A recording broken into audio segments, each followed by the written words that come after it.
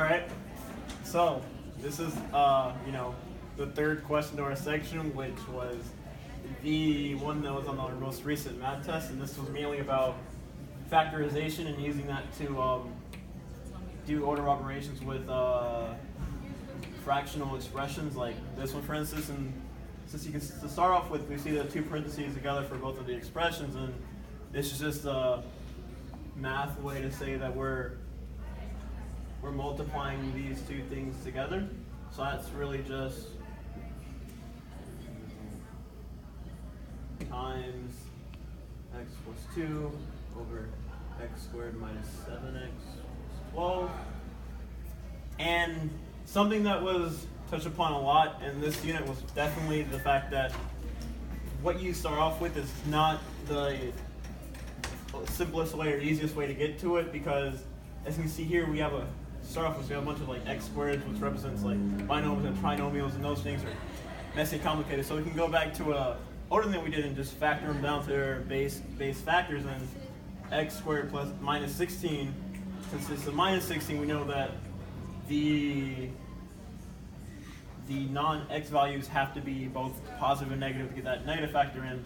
16 is a square of 4, so you can just do this could break down into x plus 4 times x minus 4. And here we have this little trinomial, but unfortunately because of the 2 there, that's as basic as that trinomial is going to get, so there's no further way for us to simplify that, so you just drag it down here. And x plus 2, it's mandatory, nothing about that, so you do x plus 2. But you can simplify this little bad boy here, and since we have 12, which in this instance we know is a product of 4 and 3, and since we also have negative 7, but since 12 is a positive, we can do x minus,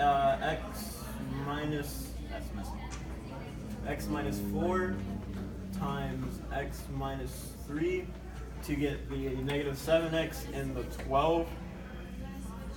And since you see here that we can do cross multiplication, which is another thing because you have two x minus 4s and they can cancel each other out, so that you're left with x plus 4 over x squared plus 6x plus 2 times x plus 2 over x minus 3.